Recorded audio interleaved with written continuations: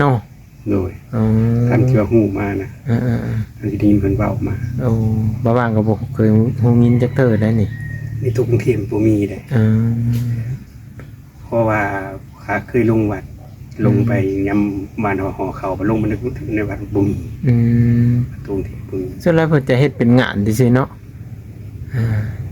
แบบก็ว่าบ่เข้าใจกันประเพณีตัวนี้คือว่าพูดกันได้เป็นจังว่าบ่มีเนาะหรือว่าอันฮีตของบ่ประเพณีเนาะเนาะอีก12ของ14บ่เออประเพณีฮีตของหรือว่าบ้านเฮาพากันเฮ็ดแบบนี้บ้านเพิ่นบ่เฮ็ดแต่ว่าภาคอีสานนี่มีสวัสดีสำบายดีพี่ๆทุกคนเนาะมื้อนี้บ่ว่างก็มาหาลุงอาจเนาะก็คือมาเยี่ยมยามถามข่าวเพิ่นนั่นแหละหลังจากที่ว่าน้ำท่วมเนาะก็บ่แม่นน้ำท่วมเฮาดอกน้ำท่วมทุ่งนาเนาะน้ำท่วมเหินสารประชาชนอยู่ในอ่าอ้อมแอมเมืองสนและก็เมืองจำพรพ่อแม่พี่น้องเฮ็ดให้การดำรงชีวิตก็ขัดสนเนี่ยจักหน่อยเนาะแล้วก็ตอนนี้น้ำลงแล้วบ่บางก็เลยได้มีโอกาสมาหาทางพ่อลุงอาจเพิ่นเนาะมาเยี่ยมยามถามข่าวสุขภาพอยู่ดีมีแหงบ่หรือว่าจังใดพี่ๆทุกคนก็สามารถที่จะแสดงความคิดเห็นในวิดีโอนี้ได้เนาะหรือว่าพ่อใหญ่แม่ใหญ่ป้าลุงทุกคนที่มาเห็นในวิดีโอนี้ลุงอาจเพิ่นเป็นจังใดเพิ่นอยู่ดีมีแหงบ่เนาะเป็นจังใดเฮาไปหาเพิ่นนำกันพี่ๆทุกคนไปพี่ๆทุกคนเข้ามาหาเพิ่นนำกันอยู่บ่ สำบายดีเออ อยู่ดีมีแหงเนาะว้าตัวฝนตกคู่มือเนาะไปเสือกะหญ้าเนาะหากับฝนเสาแต่ว่าฝนเสาไปมาสะดวกแน่เออ ฮะโอ้จะมาวันนะครับสะดอกโดยขอตัวมาหาลุงอาจก่อนที่โถไปพี่น้องเอ้ยฝนตกฟ้าลงก็เฮ็ดให้ทางเปียกเปื้อนจนว่าน้ำท่วมที่ท่วมแดน โอ้ยมาสบายดีลุงอาจสบายดีสบายดีโดยมาเมื่อนี้กะโดยผู้ใหญ่ทุกท่านโดยตัวบ่บ้างก็ไม่ได้ถืออันนั้นมาฉันได้ลุงอาจไม่ได้ถือขาตั้งโทรศัพท์มาเลยฮะได้บ่เป็นหยัง เออตัวฝนตกเนาะลุงอาจเนาะไปเจอกันโทษจนว่าไม่มีเพื่อเลยเฮามาลิ้นนำเลยแน่นเฮาไปอันชุมเฮากับไปจอบน้ำท่วมมันเด้ ไปเป็นผู้อพยพ ชนไร้กะไปเบิ้งน้ำมาแหละเบิ้งน้ำแล้วก็ได้ซอยเพันอยูเล็กๆน้อยๆพอได้หิวเครื่องหิวของซอยกะเดี๋ยวนี้น้ำลงเนี่ยแม่นเบาหนงเพิ่นกำลังไปซอยผู้แหละน้ำท่วมผู้แหละเดี๋ยวนี้ฮะ จนเราไม่ได้เฮ้ามาคือกันเลยพี่น้องเอ้ยกะพอลุงอาจอยู่ดีมีแหงคือเก่าเนาะเบิ่งกะสีสันเพิ่นก็สดชื่นขึ้นกว่าเก่าได้อันแต่กินยามานี่เนาะ เอาบางเบิ่งก็สีสันเพิ่นก็แตกต่างกว่าแต่เก่านะโรงงานแตกต่างกว่าแต่เก่าหลายพ่อแม่พี่น้องกะการอาการสั้นเนาะก็สิค่อยลงพ่อแม่พี่น้องแต่เก่าเพิ่นแต่ว่าก็ยังมันค่อยลงแล้วก็สิค่อยๆลงนะพ่อแม่พี่น้องนี่เด้อเนาะมาถามอาการพ่อลุงอาจเพิ่นดีขาดบ่ดีแล้วเพิ่นว่าโดยก็พอทุเลาแล้วก็ค่อยๆลงกันยังดีเนาะไปสมีก็ดีเลยแต่มันนักเลยวันนี้มีนักดีเขากินยาตลอดเด้กินยาประจำเพราะเป็นว่ามีสิทธิ์มันคือดูดวงดีอาจจะหายก็ได้แม่เป็นว่าว่ายาตัวนั้นมันเอาไปสะสมมาเนาะโอเคให้ดีให้พี่น้องนี่เลยมาบางกันเลยว่ามาซื้อเครื่องรถแน่ก็เลยเข้ามาลิ้นนำลุงอาจก้อนว่าซั่นมาฮอดเครื่องทางมันลืมขาตั้งโทรศัพท์ได้นี่ว่าเข้ามาเลยแล้วมือยุไปสวยเลี้ยวน้ำลงแล้วตาน้ำลงแล้วทางเก้งเกาะตาแล้วไปได้แล้วแม่นบ่ว่างหันได้แต่ไปเบิ้งซื้อ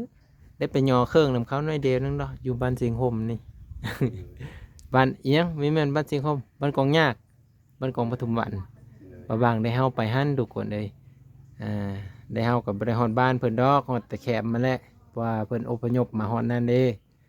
ข คนเนี่ยโอ้ยหลายเพิ่นพี่น้องคือเห็นอยู่ในคลิปวิดีโอนั่นแหละทุกคนเลย อพยพจากบ้านนี้ไปพุ่นบ่ด้วย บ่อพยพแต่บ้านกองปทุมวันออกมาอยู่เมืองสนออกมาอยู่อันแถวอิหยังก็แถววัดนั่นบ่ จังหวัด เออแถววัดแถวห้องการบ่คือว่าบางทีเขาก็ไปอยู่แถวบ้านพี่น้องกันเด้เออคนนี่โอ้เหือนี่จอดป้านว่าอยู่แคมป์คลองเลยนะ โอ้ช่องๆเลยเหือนะ ลงวันละทีเลย ลงมาแล้วแต่ว่าเข้าบ้านได้บ่รู้ว่าจังได้แหละบ่บางยังบ่ทันได้ไปซ้ำมามื้อก่อนก็ไปพร้าวมาพร้าวแน่แล้วก็ซื้อเครื่องก็กลับมือโดยด่วนอันนั้นก็ได้มื้อนี้คือสิด่วนคือเก่า แต่ก็ยังสิแวะไปเบิ่งอยู่ทุกคนสิไปถ่ายคลิป ของทาได้เป็นจังได๋ของน้ำของทาบ่ได้เตือนงานบ่ อยากได้ลูกอาจน้ำยังเต็มถีบอยู่ มีหลงน้ำฮะมันลักษณะแบบว่า มันเป็นหน้องเลยน้ำนะมันลงหันเลย น้ำในบริเวณไหลออกหันบ่ได้บัดนี้ ไปครั้งอยู่หันเลยบ้านี้คือกันก็เฮาตักน้ำเสือคู่อ่ะ มีไปทางเลยเมื่อนี่แหละบ่บางสิไปจอบเมืองอีกบ่บางเฮาไปจอบประมาณเมื่อวานนี่บ่คือว่าไปส่องเมืองอยู่ แต่ว่าสิไปเบิ่งอีกครับอันนี้ แต่เบิ่งตัวจริงอีกพ่อพี่น้องว่าสิเป็นจังไดคันว่าน้ำบกน้ำลงกันนั่นแหละทางเบานงก็สิได้เริ่มดำเนินเฮ็ดห้องน้ำต่อไปพี่น้องเอ้ยเนาะหลังจากที่พ้นผ้านี่ก็ค่อนข้างที่จะว่าปะไปหลายวันเติบ เมื่อคืนนี่ตกบ่ลงอ่านพี่ ตกน้อยพอตกนั่นบ่ถือบ่ตกซะไป สำน้ำเหมาะสร้างเนาะ สำน้ำเหมาะสร้างไว้พี่น้องขันน้ำเหมาะสร้างอยู่ทางปะเซนี่แมันเปียกแล้วได้ลงอ่านเลย เขาว่าน้ำเหมาะสร้างกัน บ้านเรานี่มันพ้นเลยแรกเลยนะมันมาน้ำลมเด้บ้านเขาเอิ้นน้ำเหมาะสร้างแตกต่างกันพี่น้องเอ้ยแต่การเบิ่งจากสภาพอากาศนี่ก็เริ่มก่อโตขึ้นมาอีกเลยนะเมืองนี้เนาะเขาว่าวันที่26 ฮอด 30บ่แต่ก็ยังบ่ทันเห็นผลอยู่เด้เมื่อนี้วันที่27แหละ ยังมันผ่านไปแล้วเพราะว่ามันคือมันใกล้สภาพมันมี บางทีมันลมเนาะลมพัดไป สูญพันธุ์ไปก่อน โอ้ก็ยังดีอยู่ย่านแบบว่าเพิ่นมาอีฮอบใหม่อ่ะนะเขามันตายเมื่อแล้วก็มาเนี่ยแถวบ้านตะแล้วแถวทงนาบ้านนากระทางนะ แต่มาตายเดือน9เดือน10เนาะ แม่น ซ้ำก็บ่ได้เลยมัน ไม่ได้เลยกากัดเมื่อดับเมื่อเลย คันสีว่านไหมสิเป็นอยู่บ่ มันก็บ่ทันฝนอีกเลย แม่นเลยฝนสิปะอีกก็จบแล้ว ปลาเดือนหน้านี่ก็เบิดอีกได้ เมื่อแล้วมันนี่ เดือน9ถึง อันนี้เดือนเก้าสีตรงกับเข้าประดับดินเลยนี่เนาะ วันที่11สิมาเนี่ย อ๋อ11หรือ21บ่ 11มาฟังเพิ่นประกาศให้เขาละโคงวันที่11เขาประดับดิน นั่นแหละพ่อพี่น้องเอ้ยกา ประเพณีบ้านเฮาเนาะ ประเพณีบ้านเฮาก็เฮาเข้าประดับดิน ต้องเป็น14 เฮาเข้าซากกับผู้ที่อยู่ไกลกันเนาะกินฮอดพ่อกินฮอดแม่ว่าสิเนาะ โดย บางทีอยู่ต่างประเทศบ่ว่าสิแบบว่าไปมาหาสู่กันยาก เพิ่น นะ ก็เฮ็ดอยู่บ่เนาะอยู่ต่างประเทศเนาะ จากจะว่าไม่เคยเห็นจักเธอได้ เนาะ เพื่อเลยอยู่ต่างประเทศคอมเมนต์มาบอกเด้อพี่น้องเด้อแบบว่า เขาสร้างของเขาประดับ เขาเขาสร้างของเขาประดับดิน มีแต่ว่าฝั่งไทยนี่มีแต่ภาคอีสาน อยู่กรุงเทพบ่มีเลย บ่มีเลยประเพณีตัวนี้บ่มี ส่วนไรแต่อ้อมแอมแต่แถวอันอีสานเนาะ โดยท่านที่ว่าฮู้มานะท่านที่ได้ยินเพิ่นเว้ามา บ้าบางก็บ่เคยฮู้ยินจักเธอได้นี่ ในทุกกรุงเทพบ่มีเลยเพราะว่าข้าเคยลงวัดลงไปยามบ้านหอเขาบ่ลงมาในวัดบ่มีตรงที่บ่มี ส่วนไรเพิ่นจะเฮ็ดเป็นงานซื่อๆเนาะแบบ ก็ ว่า บ่เข้าใจกันประเพณีตัวนี้คือว่าพูดกันได้จังว่าบ่มีเนาะ หรือว่าอันฮีดของบ่ประเพณีเนาะเขาเนาะ มี12ของ14บ่ ประเพณีฮีดของหรือว่าบ้านเฮาพากันเฮ็ดแบบนี้บ้านเพิ่นบ่เฮ็ด แต่ว่าภาคอีสานนี่มีมี มันก็ต้องใช้บวกกับคนไปล่าไปงานแน่เนาะ แถ จังหว่าอันนี้ก็บ่จักคือกั แต่ น ว่าก็สิว่างอยู่ติเนาะคันว่าเพิ่นแบบเฮ็ดบุญน่ะนะ ว่าบ้านเฮานี่หยุดดีประกาศเป็นทางการเลยเนาะ เอออันฮอดยามนั้นแหละแม่นได้ลงวัดแล้วตักบาตรญาติน้ำพ่อพี่น้องเอ้ยเออเอิ้นชื่อเอิ้นเสียงพ่อแม่ปู่ย่าตานายเพิ่นเลยเพิ่นเอิ้นมาหมดแหละเนาะ โดย ไปแปะห่อข้าวตั้งแต่ไม่แม่น3 โมงผมไม่จักแหล้วแต่ข้าว บางคนก็2โมง อืม บ่ายโมง2โมงก็ลงแปะเลย แม่น แนมคือลังกันเสียวอยู่ได้แหละ อ้ กั อน ย เนาะ กัญญานอยู่คือกันเด้อ แต่ว่าบ่บางบ่เคยไปจักเทื่อดอกแม่จ้ะมีแต่แม่และไปส่วนหลายเพิ่นจะไปกลางดึกพ่อแม่พี่น้องเอ้ยอันไปสวายแหละคือว่าเล่นเนาะบ้านเมืองเขาเนาะ โดย บางคนว่า มีเพิ่นเพิ่นเว้าว่ามีคนอยู่แซ่เลยจำบ่ได้แล้วเพิ่นเว้าว่าเพิ่นเฮือนแคมทาง อืม เฮือนแคมทางคือแบบนี้แหละ อ่า ทางลงวัดนะ โอ้ มือหัวเขาได้ยินเสียงคนย่างแถวลงไปถ่ายอยู่วัด อืม ได้ยินเสียงคนย่าง อ๋อเขาลงไปก่อนแล้ว ย่างไปถ่ายอยู่วัด อืมลงไปท่า ได้ กิน ยินเสียง ห่อ ตีนยังปุ๊บลงไปเจ๊ๆๆๆ โอ้ เต็มคนบ่เห็น เอาแล้ว เพิ่น แบบคือเฮาเว้ากันนี่บ่ โดย โอ้ เพิ่นว่าเพิ่นเฮือนแคมทาง อืม เขาเพิ่นบอกให้ฟัง อืมผู้เฒ่าเนาะผู้เฒ่าเพิ่นสืบต่อกันมาก็สิห้อยแม่นความเพิ่นแน่เนาะเพิ่นเคยเกิดก่อนเคยได้ยินพ่อพี่น้องเอ้ย ถ่ายอยู่วัดแล้ว อืม ขอให้อยู่วัด ฮอดมื้อนั้นแหละเขาลงไปแต่ดึกเด้ ว้าวไปซั่นเป็นตาย่านเต้ย เออใครอยู่ดอก เพิ่นเว้า เดี๋ยวนี้มันไผแจ้งเมื่อแล้วเดี๋ยวนี้หันเนาะทางลงวัดลงวาก็ได้มีแต่ลงอ่านแล้วจะมีญาติว่านี่ มันมืดได้แต่เจ้านี่ ไปกระซองเด้ เออออกมานี่เนาะหอยอดลงอ่านนี่แหละอันนี้สิเอาไปเฮ็ดแล้วนี่ลงอ่าน มือวกนี่ว่า เออ ไม่ทับ อ๋อมันหอนยามนั้นก็ทับกินเนาะ เลย ลุงอ่านเราเก็บมาเองลืม เงินเก็บนี่มันลุงอาจ อ๋อมากระบกเนาะแต่ว่า คนขับขายบ่ บ่ได้หากแบบโง่กินยังกินมันก็ทิ่มไปแถวเดินนั่นแหละมันร้ายเลยดิมันร้ายเลยเขาแบบไม่ค่อยเก็บแต่ว่าหรือว่าเนี่ยเลย แล้วยามแรกมันเป็นเก็บทับขายเด้ อืม พันเลย คันเก็บนะเก็บแต่ยามนี้เนาะ แม่นเลย อืมเพิ่ เห็ น น พี่น้อง เก็บได้คือกัน แต่ว่าคัน คน สะดวกสุดก็คือยามนี้แหละโง่มันกินเนาะ แม่นบ่ลงดินเพิ่นเป็น มันใบมันอันนั้นนะทุกคนเลยแต่ว่าคือว่าในแถวบ้านเบาบ้างนี่กกกระบกนี่เกือบว่าทุกหลังคาเฮินนี่บ่ค่อยมีเลยได้ลุงอาเลย เข้าเตาบ่เลย เขาเตาหมด เขาหับซื้อดิเวทกกใหญ่ซ้ำเลยซ้ำซ้ำแองแห้งมาก เลย หมด เข้าเตา เอาเตาเขาซื้อเป็นล้าเด้ล้า60เด้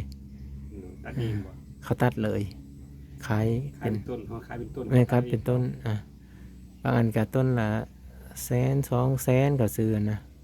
แต่เขาก็สีได้กำไรอยู่แล้วเขายังซื้อเนาะ ก็ได้เลยเนาะ พอต้นหนึ่งว่างามหลายได้งากระบกให้พี่น้อง ต้นมันก็พร้าวอยู่ ฮะ ต้นมันพร้าว เอาเมดเลย ต้นซ้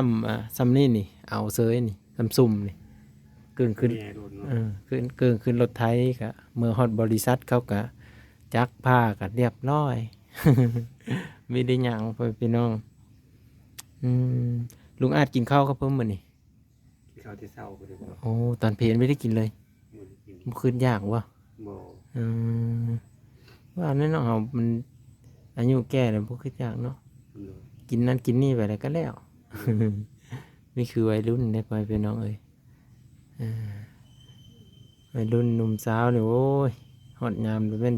เยอะเลยได้ขายอยู่พ้นเสาพ้นอันนี้เดี๋ยวไปมาก็ค่อยสะดวกแน่ตั้งแต่ปุ่นมาบ้างก็ไม่ได้เฮามาหาพอลุงเพิ่นเลย 2 อาทิตย์ลูก ประมาณนั้นแหละ อันนี้ก็เริ่มลุยเฮ็ดทีคานกำแพงให้เพิ่นแล้ว แล้วล่ะบ่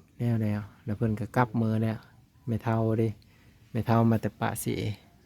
เพิ่นอยู่ปากเสียบ่ เพิ่นไปอยู่พ้นแต่ว่าเพิ่นมาเบิ่งเฮินให้ลูกเพิ่นได้ซื้อเพิ่นพาหลานมายามเฮินได้ซื้อนะ เลย แล้วก็ยามเข้าโรงเรียนแล้วเพิ่นก็กลับมื้อว่าสิเพิ่นมาประมาณ2 เดือนบ่ก็ว่า อยู่แต่แล้วก็เลย อยู่ทำผ้า อืม เพิ่นนั้นเธอที่ขานเธอเลยที่ให้เพิ่นให้มันแล้วพอดีผลก็เป็นใจแน่อันนั้นก็เฮ็ดยามพ้นได้ฝนมาแล้วก็แล่นเฮาห่มฝนเช้าแล้วก็แล่นอ้อมัดเล็กนะก็ได้ ไปทื่อตอนที่เฮาเทคานนะพ้นมีตกตอนน่ะ โดย พาวเล็กเลยสองมือ เฮ็ มัน ด ก็ ไป แม่นไม่ได้หยาวนะ แต่นี่แหละสุดโอ้นี่แหละตั้งแต่นี้หดสุดพุ่นมันก็มีร้ายไปเลยว่าเทคานเถิงมันก็บ่ได้รับน้ำหนักร้ายพอพิลึกเนาะ โดย บ่คือคานลุ่มพ่อพี่น้องเป็นจังได้กะรอติดตามเบิ่งและพ่อพี่น้องสิไปอัปเดตให้เบิ่งอยู่โตะที่ว่าห้องน้ำเนาะห้องน้ำบ้านใหม่ของพ่อลุงเพิ่นนี่แหละมาวางสิไปอัปเดตให้เบิ่งใหม่เด้อทุกคนเด้อเนาะก็คือสิไปอัปเดตมื้อหน้ามื้อไหนก็สิได้เข้ามาหาพ่อลุงเพิ่นคือเก่าอยู่เฮามาเยี่ยมยามถามข่าวกันไปซี่แหละพอได้โอ้ได้ลมกันพ่อพี่น้องเอ้ยพอลุงอาจก็ไม่ได้ไปเบิ่งเลยบ่อน้ำกะตอนน้ำขึ้น ไป เพราะมันก็ไกลเติมเนาะ โดย อยู่ มีรถมีเรือไป คันเฮามีรถนะว่า ตั้งแต่นี้ไปหาพุ่นก็สิประมาณลักฮะ วัดปาจันไร ว่าบ่ซ้ำลักว่า ป ลัก ระมาณสองลักเนาะ 2 ลักประ เอ มาณ อ 2 ลัก 3 ลักประมาณ แม่นเลยมันก็ไกลเติบอยู่พ่อพี่น้องเฮาย่างไปย่างมาก็ ทีนี้ไปหอดองค์มั่งนี่ก็มันเป็นลักหรือเปล่า ฮอดแล้วลักหนึงประมาณ2ลักเนาะ โดย ฮอดวัดพระจันทร์หลายแต่ว่าน้ำลงแล้วเดี๋ยวนี้ ลักไปป้าย น้ำลงไปมาสะดวกแล้วพี่ๆทุกคนแดดกาแบบไม่คือเก่าเลยนะ อากาศในปีนี้นะเป็นไปหลายแต่เก่ามันแดดกะสิบ่แห้งปานนี้ โดย ฮอดยามเดือน4เดือน5น่ะแห้งเต็กพี่น้อง โดย มันแบบมันอิหยังก็เอิ้นอุณหภูมิมันสูงบ่ โดย คนก็อยู่ยากโง่ก็อยู่ยากเด้แต่ก็บ่เป็นหยังดอกทุกคนเด้เนาะไฟก็สู้ต่อ มันก็ค่อยปรับสภาพของมันเอง แม่นแหละ มันเป็นสิหอดมาบาทเดียวเลย มันก็ค่อยๆมา ค่อย เล ปรับ ย ขึ้นไปสภาพอากาศค่อยปรับ อืม ทางกายเขาก็ปรับตามเลย แม่นแหละ ผู้ได้ปรับบ่ทันกับเป็นเจ็บเป็นโซ่ อืม ขายเลย แม่นแหละ คือผู้ขายนี่ก็มันปรับบ่ทันมันก็เป็นเจ็บเป็นโซ่ไป มีคือแบบเฮาปรับทันได้เนาะ คือเพิ่นว่าอะไรมันโลกนี้มันบ่มีหยังแน่นอนดอก แม่นแหละ มีเกิดก็มีตาย อืม ถ้ามีแต่เกิดบ่มีตายมันก็ล้นโลกเลย เนาะมันก็เต็มอยู่ ธร หั่น รม นะ ศาสตร์ธรรมศาสตร์ ไม่ต้องไปคิดหยังหลายเนาะ โดย ฮอดยามไปฮอดยามมา มา สั้นแหละพ่อพี่น้องเอ้ย ทำดีไว้ อืม ทำให้มันตายไปให้มีผู้จมหานะ มีผู้คิดฮอดเฮาก็ยังดีอยู่เด้เนาะ โดย มีผู้สั่งเอามันบ่ดีเด้ตัวนี้พ่อพี่น้อง แต่ก็ปราศจากบ่ได้อีก ถ้าบ่ได้ก็ต้องมีอยู่ ต้องมีแล้วตัวนี้ ได้ถือใจเบิดทุกคนในโลก อืม ทำบ่ได้เลยคนเฮานี่นะ แม่น แต่ก็พยายามให้ดีที่สุดนะ แม่นได้พ่อพี่น้องเอ้ยมาบางก็เฮามาเยี่ยมยามถามข่าวลิ้นน้ำเพิ่นนี่แหละหลายๆคนก็คือสิกินฮอดแล้วมาเบาหนงก็มีเห็นว่าซั่นเบาว่างก็มีเห็นไปทางเลยเนาะก็เลยได้โอกาสดีแน่เฮา ก็ ไป คอยอยู่ได้ค อืม อยอยู่ เนาะ คิดอยู่แล้วว่าซอยน้ำท่วมแล้วว่าแม่นอะไร คือบ่เห็นเด้เนาะเบาหนงก็ไปสำรวจบ่อนพูนแหละไปอันแบบว่าบริจาคน้ำอิหยังน้ำเพิ่นน่ะนะ มาบ้างอันมันบ่มีคนอยู่เหินนะอันนี้ก็ได้น้องอยู่เหินท่าแล้วก็เฮามาซื้อเครื่องรถว่าอันแปลงรถแม่น วางแปลงรถ บ่น้องแปลงก็เลยน้องมาเฮ็ดเวยนำแล้วก็เลย ไปซื้อเครื่องว่าเขามาอยู่บ้านชั่วคราวอะนะ มาเมียบ่ บ่เรามาผู้เดียว ยังไม่ทันได้มีดอกอยู่ใต้พุ่นเราก็ได้อยู่ในแม่เฒ่าพุ่นแหละก็เลยกลับมาพี่ กลับมา แนวเฮ็ดเนาะ ก็มาพักผ่อนปกติกับเขาแบบทางโซนนะทางโซนกับเพฮะมันอยู่แต่น้ำยานะมันนี่แหละมันอึดอัดตี เปิดปอดแน่ แม่นแต่ละมือหันอยู่แต่น้ำยาได้ลงอาจเลย ตอนเบาบ้างไปคือกัน แม่นแล้วมัน อืม มันเป็นแหล่งผลิตเด้ แม่น แหล่งผลิตฟรี นอนกับยากินกับยาอยู่นั่นแหละหากยังดีแต่ว่าได้อาบน้ำมาแล้วเพราะมันน้ำสายผูลงมาเลยเด้ได้แต่ตัวนั้นพ่อแม่พี่น้องเอ้ย สวนเองหมดเลยครับไปรับจ้างเพิ่น ไปเฮ็ดน้ำปลาเพิ่นไม่มีคนเด้ อมีคนแล้วไปเฮ็ดน้ำเพิ่น เพิ่นมีครอบครัวอยู่พุ่น เพิ่นมีครอบครัวแล้วโพเพิ่นตายบัดนี้แล้วก็ยังอยู่แต่ มีลูกมีเต้าบ่ มีอยู่มีลูกกับมีแต่ผู้หญิงสองคนก็เลยว่าเอาไปอยู่น้ำเพิ่นเฮ็ดน้ำเพิ่นอืมแต่ก็เพิ่นก็ให้เฮ็ดให้ทางเอาหั้นแหละ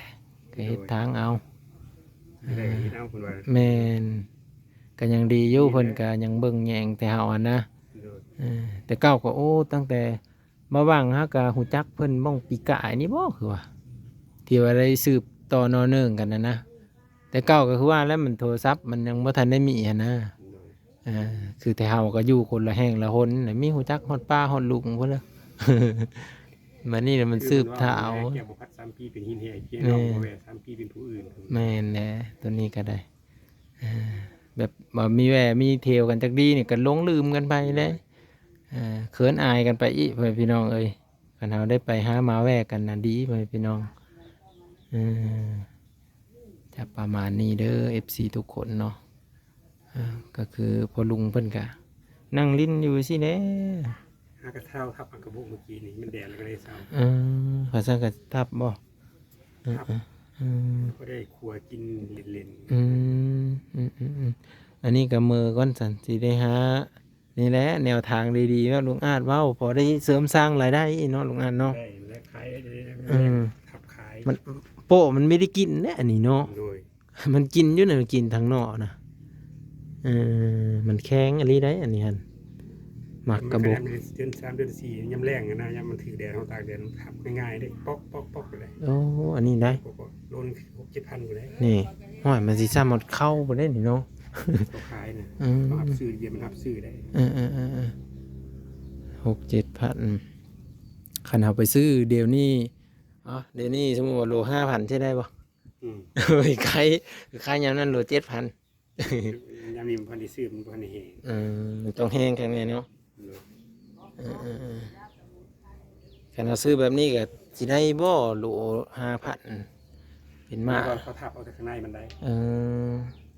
เขาบ่ได้ซื้อเป็นบาทไว้ที่ได้เขาทับเอาแต่ข้างในมัน นี่นเอามาตากไว้เนาะ โดย แต่กี้ผู้เฒ่าเพิ่นก็มักเฮ็ดได้เคยเห็นเพิ่นอยู่เพิ่นเก็บมาแล้วตาเสื้อเป็นหิ้งไว้นะ โดย วันฮอดยามบุญเข้าประดับดินนะเพิ่นเอามาทับบัดสิ ทับใส่ของเขา ใส่ของเขาเห็นอยู่มาอันเนี้ยนี่หมากกระบก โดย ซื้อกันคือว่าอะไรลุงอาจอันนี้ เพิ่นไปเฮ็ดขี้มันยังแต่ว่า อันบ้านเฮานี่ทับโคคักๆก็นั่งซื้อกันเลยแหละ นั่งกันเนาะ เมิดอีแล้ว มีได้หยังได้พี่ทุกคนเลยเมิดอีนี้ได้นี่ ตัวนี้นี่เริ่มร้ายเดินแล้วบ่นี่เบิ่งนี่เนาะ โอ้หาเก็บมา หาเก็บมา แต่ว่าตะไว้เจอมีถือผลมีถืออันนี้เนี่ยมันก็สีแห้งไว้ทุกคนเลย เอาไว้นี่นะ อืม หมูก็ขนาดมีหมูกินดีแต่ได้หมู โอ้แม่นเลยเด้อส่วนไรแถวกลางหนาน่ะมันมักเข้าไปเนี่ยมดเลยเดี๋ยวนี้หันแถวนาเขาบ้างนี่ก็ตัดทิ่มมด แต่เก้าหันหมูโดนโอ้ยเฮาไปเย็บหมดเลยยามเฮาเกี่ยวเข้าเนี่ยมันนี่นะยามเกี่ยวเข้าเนี่ยมันเริ่มมดแล้วหมามันเนาะ เลย เริ่มมดตั้งแต่เดี๋ยวนี้นี่แหล้วพี่น้องเอ้ย เริ่มเบิดงูกินไปเลย หมูกินหมดแล้วมันหล่นลงก็ได้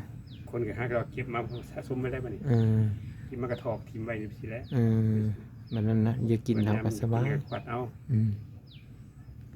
มันก็บ่ถือผลถืออันนั้นเนาะมีแต่ตากแดดตากลมไว้ให้มันแห้งทุกคนเลยคลิปนี้ก็คือมาเยี่ยมยามถามข่าวคุณลุงเพิ่นเนาะเดี๋ยวเข้าไปตลาดก่อนไปซื้อเครื่องรถอีกก่อนลุงอาจมื้อหน้าจังสิชวนบ่าวนงเข้ามาแล้วก็สิไปเบิ่งอันบ่อนห้องน้ำมาแล้วว่าสิเป็นจะได้ว่าสิสามารถเฮ็ดได้บ่แล้วก็จังสิบอกบ่าวนงอีกเทื่อนึงเพราะว่าบ่าวนงก็ไปค่ำมาค่ำมีแต่ละมื้อพี่น้องเอ้ยไปแต่อีตนเพิ่นอยู่แต่ว่าคันบ่วิ่งบ่แล่นไว้ซั่นก็แห้งบ่ได้อีกเนาะเพิ่นเป็นแห้งเต็กมีภาระเบิ่งพ่อเบิ่งแม่อีกพ่อพี่น้องเอ้ยเพิ่นก็ได้พอเป็นเสาหลักก็ว่าได้นะเพิ่นน่ะก็ได้ลำบากแฮงแต่ก็ยังดีอยู่เพิ่นก็แบบว่าสามารถที่จะแบบมีรายได้ใน Facebook แน่ใน YouTube แน่นะเห็นเพิ่นลงให้เบิ่งดูแต่ก็โอ้ดีๆว่ะแต่ว่าของเฮาติเสียใจอย่างนักคนติดตาม 20,000แต่ว่าเฮ็ดยังบ่ได้ ติดแดงติดประเทศเลยเรียบร้อย ไม่มีโอกาสเลยลุงอาจเลยมีแต่สิไปไทยแล้วก็ตั้งไม่ตั้งพอได้มาอยู่บ้านเฮาก็ได้เฮ็ดคลิปเฮ็ดนั่นลงอะนะ ที่ไปกรุงเทพแล้ววันนี้ ก็คิดว่าประมาณอีกเดือน2 เดือนนี่แหละว่าสิไปตั้งเฟซซื่อๆดอก อืม ไปประมาณเดือน2 เดือนแล้วก็ บ่ได้บ่ มันก็ได้อยู่เบิ่งตามตัวจริงก่อนว่าบ่ว่างหันอยากไปตั้งอยู่พุ่นอยากไปหาประสบการณ์เล็กน้อยๆก่อนเดี๋ยวสิกลับมาเขาว่าเฮ็ดอยู่ไทยมันสิดีกว่ามันแบบคนติดตามมันก็สิเพิ่มขึ้นกว่านะมันไหวเขาว่าแต่ก็จักสิว่าจะได้เฮามันอยากลองไปอีกหั้นนะลองผิดลองถูกเบิ่งก่อน ไปลองแต่หมู่เว้าเฮาไม่ทันได้ลองจักเทื่อ ยังบ่เคยไปบ่ เคยไปแต่ไปเที่ยวซื่อๆไม่เคยไปเฮ็ดงาน อืม ก็เลยสิลองไปหาประสบการณ์แน่ทุกคนเด้จะได้กะเราติดตามวิดีโอต่อไปเด้อพี่ทุกคนเนาะบาวางสิได้จบไปเพียงซ้ำนี้เด้อพอลุงอาจมื้อหน้าบาวางสิมาหาใหม่โดยสบายดีเนาะวันนี้ก็เลยว่ามาแจ้งเพิ่นจังซั่นแหละทุกคนเอ้ยมาแจ้งแล้วก็มาเบาะมาลิ้นนำกันนี่แหละเนาะนี่พอลุงเพิ่นก็สินั่งอยู่ซีเด้อทุกคนเด้อนี่เห็นบ่เพิ่นกระทับมักกระบงกระบกเพิ่นนี่แหละนี่นั่งลิ้นพอได้ทับมักกระบกลิ้นเนาะ เอากลับเด้อลุงอาจเด้อโดยไปพี่น้องเนาะเดี๋ยวเราไปเบิ่งเครื่องของทางพุ่นจังเฮามาแว่เพิ่นแล้วก็จังออกไปทางพุ่นแน่ก็เลยมาซ่องเบิ่งก้อนดังเทื่อพ่อลุงเพิ่นมีอยู่นี่ทุกคนเนาะจิประมาณนี้ก็เลยไม่ใหญ่เพิ่นกลับกันเด้อ เลยไปทุกคนเดี๋ยวเรากลับก่อนเนาะลงไปเบิ่งตลาดก่อนว่ามีอิหยังพอซื้อมาให้เพิ่นได้นะเป็นมักมักแตงอิหยังต่างๆเขาก็สิซื้อมาพอได้แบบซ้อยกันไปเล็กน้อยซื้อห้องอยู่ห้องกินให้กันเนาะพอซื้อได้อยู่เนาะสาว30 3 บาท40 บาทกับพอซื้อได้อยู่เนาะไปติดตามเบิ่งวิดีโอต่อไปพี่ทุกคน